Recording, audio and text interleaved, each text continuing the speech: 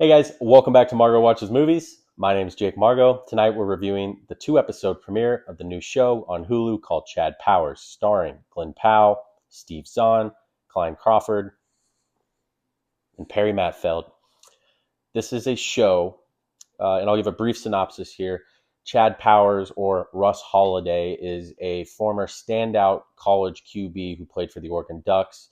He has a major fall from grace, and several years later, in an attempt to get back into the spotlight, disguises himself as a man named Chad Powers and walks on to a smaller tier Division I school in Georgia.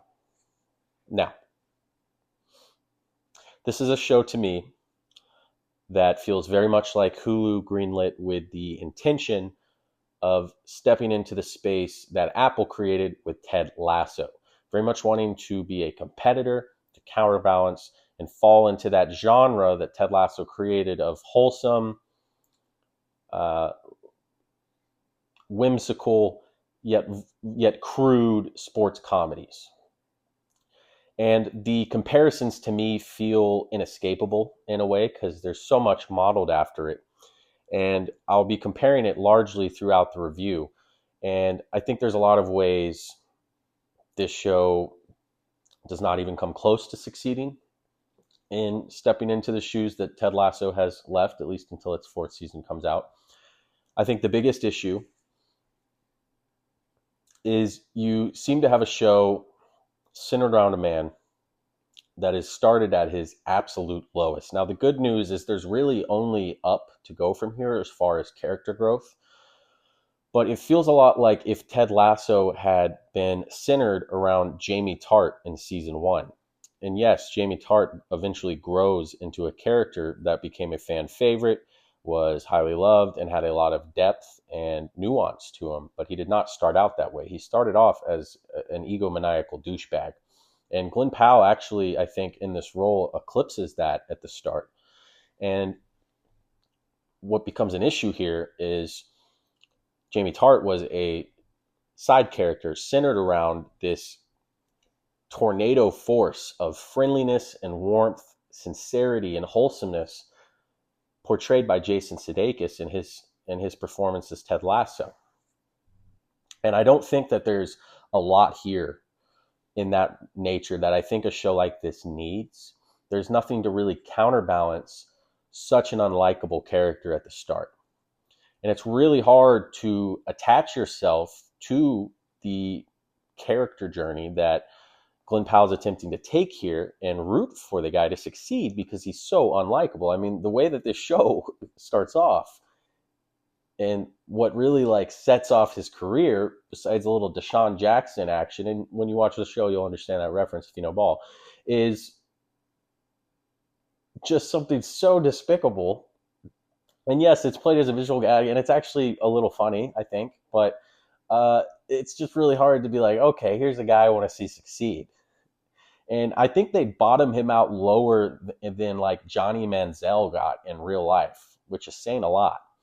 So again, there's this monumental task that the show has created off the onset, right? Of making the audience come around to this character. I think the humor as well is very hit or miss. I will admit there were a few moments I actually laughed. I also had a couple chuckles, but I think the show is way too reliant early on these elementary visual gags. And obviously he puts on these like prosthetics. If you've seen the little skit with Eli Manning that the show is sort of based on, you know what I'm talking about. He's got this big fake nose. They establish his dad is like a big time makeup guy in Hollywood, you know, like doing prosthetics and stuff. So he's wearing a disguise and they just do so many childish gags with the disguise. A couple of them are okay to me, I think, but that's really not my style of humor. And I'm aware that that's subjective. So if you're someone that finds that kind of like Happy Madison visual, like, well, what's going on here with like crazy stuff happening on the face, you'll enjoy that, but it's not really for me. A couple of the jokes again landed, but I think the comedy so far has been pretty forgettable. It's hard to even remember a standout joke, though I did laugh a couple times. I think on a positive note, the portrayal of the head coach of the school he's walking onto by Steve Zahn seems to have some potential. And his daughter, Ricky, who is also a coach on the team and is overcoming her own obstacles and adversity of being a woman and a man of sport. And she is knowledgeable. She's a coach's daughter. It reminds me a lot of like Hayden Panettiere if she would grew up and became like a football coach from Remember the Titans. She really, to me, is the heart of the show so far. And there's a layered performance here from Perry Matfield, and uh, there's this bit of sadness behind her eyes, and maybe part of it is to do with her not is she worthy, because again she's kind of a fish out of water here in a man's sport, and she's knowledgeable, but she also feels like a nepo baby, and she just carries this sadness about her that I find to be interesting, and I think it's a good performance, and I'm interested to see her progression, and there is a bit, you know, whether you think there's chemistry there or not, there is an angle between her and Chad, Russ Holiday, again, played by Glenn Powell. But for the most part, I think there's way more miss than hit in this show. I will say on a positive note as well, the very, very end of the second episode teased just the smallest sliver of character growth to keep me feeling like, okay, I'm going to continue watching this.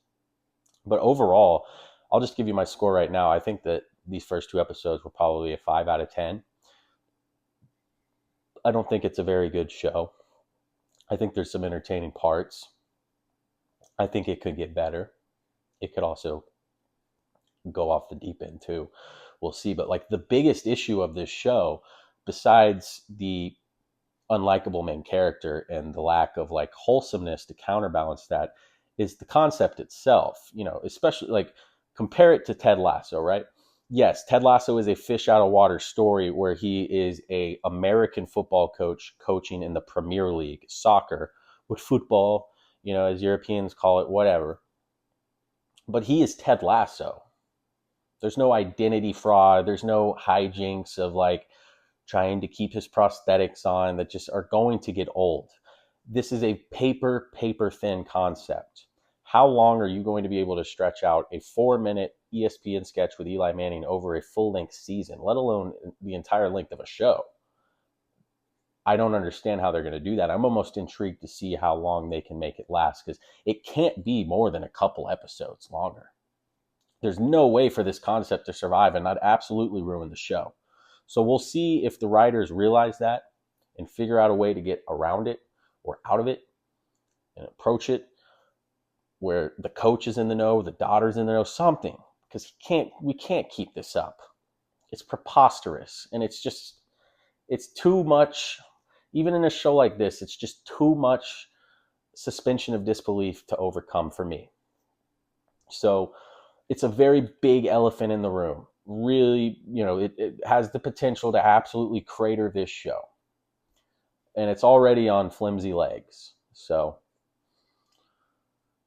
but